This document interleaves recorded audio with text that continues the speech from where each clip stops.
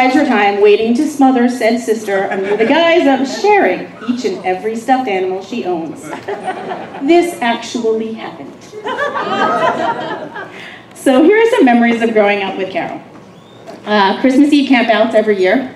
And by campouts, I mean when we would sleep in her twin bed with one of those bed tent things while we, pretty much filled that hour or two between church and opening our stockings in the morning. Actual campouts, one in particular where she managed to only get a tiny bit annoyed when my admittedly poor plan of lining the tent with all of my stuffed animals left us high and not so dry, floating on our air mats in a sea of rainwater. And my favorite memory is when we were in high school and Carol decided that I was the pretty one and she was the nice one. In high school, this seemed awesome. Now, looking at her so beautiful today, it kind of seems a little unfair that she gets to be the pretty one and the nice one. But those of you who know Carol know that she's always been strong. Strong of opinion, strong of mind, and strong of heart. So it should come as no surprise that I knew that she had met Mike and that Mike was the one because she basically just told me very shortly after they met. So I don't know, Carol, if you remember if there was a twinkle in your eye or if you had that girlish giggle, but I do know that you had a very definite sense of surety to your statement when you told me that. And Mike, you did not bring flowers to their first date.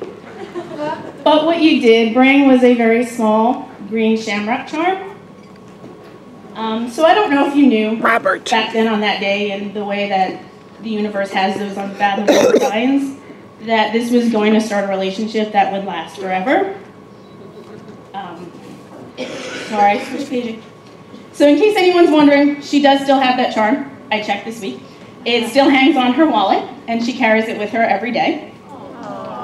So while I was going to try and steal this speech off the internet, I found this little toast. So this is how I will end it. So let's raise our glasses to Carol and Mike. For each petal on the shamrock, this brings a wish your way. Good health, good luck, and happiness for today and every day. Carol and Mike.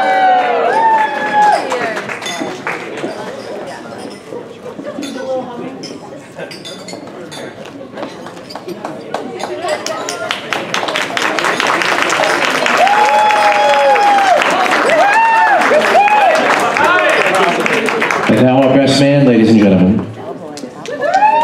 Hello, hello, hello. For those of you who don't know, I'm Mike's brother, Brian. I'd like to take a second to thank everybody for being here, and you're all witnessing, seriously, you're all witnessing an amazing couple tie the knot. This wedding has been a beautiful celebration. To Mike and Carol, and another couple here tonight, Ann and Tom Higgins, are celebrating a huge wedding anniversary, 51 years. To set a nice example. Very, very amazing. There's a lot to say about my brother Mike. He has a charisma I really admire. He's always had a warm heart. He's easy to talk to. When Mike enters a room, the room lights up. And since he's been with Carol, the room's lit up even more. She is the love of my brother's life. I can see why. I've seen Carol with my brother long enough to know he is now even more caring, compassionate, and has an overall sense of serenity and happiness. I admire Carol a lot too. You look beautiful. She is driven, well-spoken, smart, full of love, and always ready to give you a smile. Carol, I couldn't imagine a better person for Mike. You are both an example of what somebody is all about. As cliche as it might sound to say this, you make the world a better place because it's not about being in love, but making the people around you better. They really do. When sibling gets married, you could be concerned it's not a good match. You just hope they can make it work. I don't have that worry at all. You guys are the real deal. Cheers to Carol and Mike.